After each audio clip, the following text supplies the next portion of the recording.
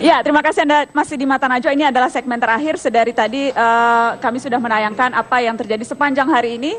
Sidang MKD yang akhirnya tadi ditutup sidangnya dengan membacakan surat pengunduran diri Setia Novanto sebagai Ketua DPR RI. Besok dan hari Jumat akan ada sidang paripurna. Kita akan melihat apa yang akan terjadi pada sidang paripurna esok.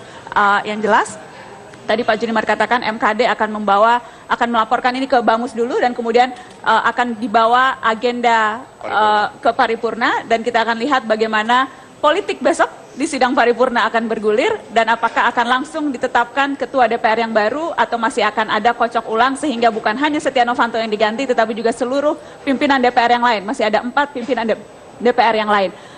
Mbak Yeni, silakan Prof. Renat. Mbak Yeni, Anda melihat masih ada energi tidak ya? Orang untuk menyaksikan drama-drama politik yang mungkin saja masih akan panjang kita lihat dari gedung ini. Energi masih ada? Anggota DPR yang mulia ini sekarang masih berutang pada rakyat Indonesia. Masih utang? Masih banyak utangnya. Salah satunya untuk memilih pimpinan KPK. Ini rakyat menunggu. Besok jam 3. Besok jam 3. Oke. Sidang paripurna. Tapi bukan cuma sekedar memilih, Bang Akbar. Kalau memilihnya kemudian orang-orang yang track recordnya justru tidak berpihak kepada pemberantasan korupsi, Pak, maka rakyat nggak akan percaya lagi. Jadi sama kalau mahkamah etik seharusnya bertindak sesuai etika, ya kan, bukan atas perintah politik. Demikian juga anggota dewan yang terhormat seharusnya menegakkan kehormatan, bukan malah bertindak khianat. Itu saja. Dan masih ada utang-utang yang lain. Masih banyak utang-utang yang lainnya. Jadi janganlah ramai soal siapa yang menjadi kursi, begitu ya, kursi pimpinan DPR, tetapi utang-utang yang lain dilunasi. Tapi mau ada pimpinannya atau enggak? Selama ini rakyat melihat, aduh anggota DPR ini kerjanya apa Makanya sih itu yang saya katakan sebetulnya? tadi Mbak Nana, bahwa mengganti Pak Setia Novanto atau membuat beliau turun dari kekuasaannya, kalau kita mau sebut kekuasaan, itu nomor urut ketiga dan keempat. Yang paling penting adalah apakah perilaku kekuasaan ini bisa berubah atau tidak, siapapun orangnya. Itu substansi dari ini sebenarnya. Jadi kalau kemudian Pak Firman sebagai pengacara mengatakan seakan-akan kita sangat ingin menjatuhkan Pak Setia Novanto, kelihatannya keliru. Yang ada di kepala saya sebagai bagian dari pengambil keputusan di kekuasaan ini adalah bagaimana kemudian orang-orang yang sedang mendapatkan mandat untuk mengelola bangsa ini tidak menyalahgunakan kekuasaannya. Itu sebenarnya yang saya inginkan. Oke, Pak Firman? Ya, agak sulit memang mengukur isi kepala orang.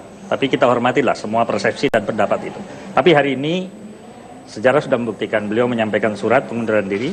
Tapi saya harus mengatakan bahwa sulit sekali mengatakan hari ini peradilan ini untuk tujuan mencari kebenaran dan pembuktian terhadap kesalahan.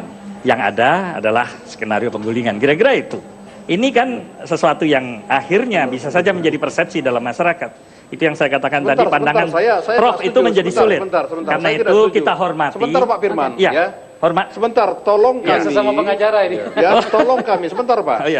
Bapak kan di luar DPR. Ya. Dengan cara Bapak bicara begitu, Bapak sudah menghinakan di MKD.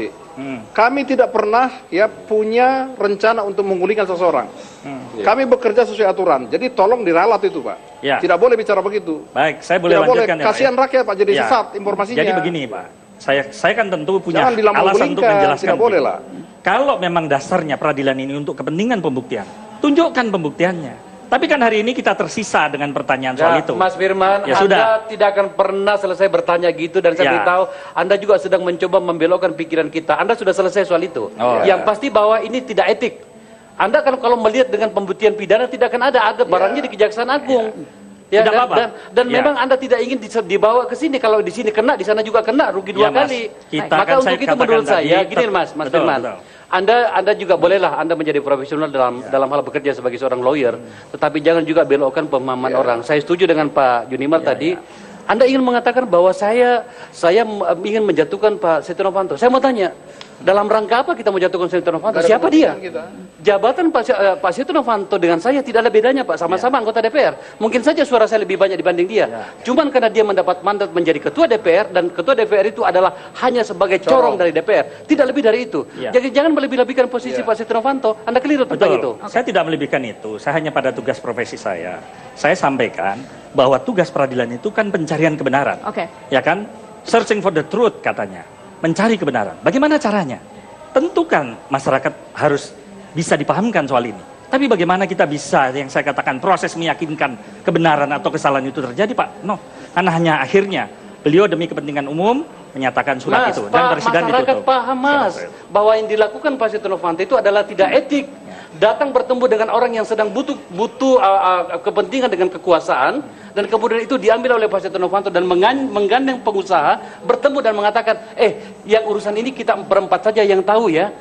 Ini emangnya negerinya nenek moyangmu apa? Saudara Firman Wijaya, Pak Setia Novanto dalam hal ini dia Kalian bagus, udah terangin, udah bela kita, udah lurusi Firman. Ini masalah integritas saja. Kalian juga harus ngerti, Firman ini yang paling happy. Baru cair tadi honornya. Kalian gimana sih? Terima kasih. Nah, ini satu hal yang penting. Oke, Sebenarnya saya sudah tugas harus kasih profesi kesempatan. Saya itu sudah memastikan kesempatan yang lain. Mas Irwan. Ya, tapi bagi saya gini, yang penting gini, kan ada prinsip tegakkan hukum walaupun langit runtuh. Baik. Bang Ruhut saya rasa Di itu sini persoalan etika yang Pak, penting. bukan hukum. Tegakkan etika di sini Pak. Etika adalah hukum yang itu. tertinggi dan keadilan yang tertinggi. Saya singkat aja. Tidak ada hukum dan keadilan tanpa Nanti basis penutup Mbak etika. Eni dan Saya rasa Pak itu. Prof. Renat. Mbak Naswa dan saya kira seluruh publik ya, kita momentum ini atau peristiwa ini sebenarnya sangat luar biasa. Bayangkan, seorang ketua DPR mau dengan mundur atau bagaimana melalui proses mahkamah yang itu berlangsung di internal DPR, sekarang turun.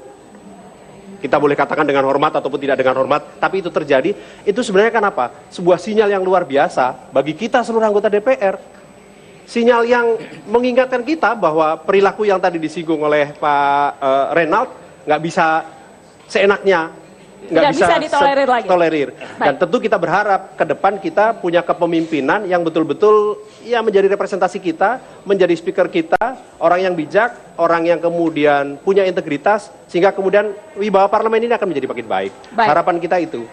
Mbak Yeni dan nanti penutup Prof. Renald.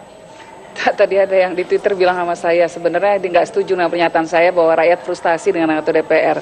Katanya rakyat justru terhibur karena terlalu lucu. Terhibur, aneh banget sih gitu, tapi lucu banget gitu ya. Tapi ya itu sekali lagi ketawa ala DPR. sekali lagi saya ingatkan bahwa persoalan bangsa kita ini begitu besarnya. Dan DPR menjadi salah satu instrumen bangsa untuk menyelesaikan permasalahan ke depan. Tolong jangan hianati amanah penderitaan rakyat tersebut. Baik, Prof. Renald penutup. Ya, ini berkali-kali kita tidak akan letih mengingatkan teman-teman yang kita pilih. Kalian semua kita pilih di sini untuk membantu kita, untuk menolong kita, yaitu membuat aturan-aturan yang jelas dan jangan membuat ini dengan konflik of interest. Karena kepentingan pribadi menutup-nutupi itu semua. Kembalilah kepada rakyat, berikanlah kepada kami yang terbaik, bukan bohong-bohong seperti ini semua. Saya ingin ingatkan pada teman-teman semua, ini kita hidup dalam peradaban kamera. Peradaban kamera. Kalian boleh tidak mengakui itu rekaman. Kalian boleh mengatakan rekamannya dipotong dan sebagainya. Nanti akan keluar lagi itu rekaman di kamera itu. Sadapan telepon ini kan juga pasti akan ada lagi. Percakapan-percakapan teman-teman itu dengan mudah kita temui di mana-mana. Kalau teman-teman tidak bekerja dengan amanat hati nurani dari kita, saya kira ini akan jelas ke depan siapa. Gedung ini akan diruntuhkan oleh rakyat, bukan dibangun oleh kalian, tapi akan diruntuhkan karena tidak memberi manfaat, justru mengkhianati kita semua. Terima kasih seluruh narasumber sudah hadir di gedung DPR malam hari ini. Terima kasih sudah hadir. Pemirsa, demikianlah Mata Najwa untuk malam hari ini. Namun Metro TV masih akan terus menyiarkan berbagai informasi terkini dan juga berbagai analisa apa yang akan terjadi pada sidang paripurna esok dan Kamis setelah Setia Novanto menyatakan diri mundur sebagai Ketua DPR. Apa yang akan terjadi? Masih terus menarik untuk disimak karena itu teruslah di Metro TV. Saya Najwa Shihab pamit, sampai jumpa.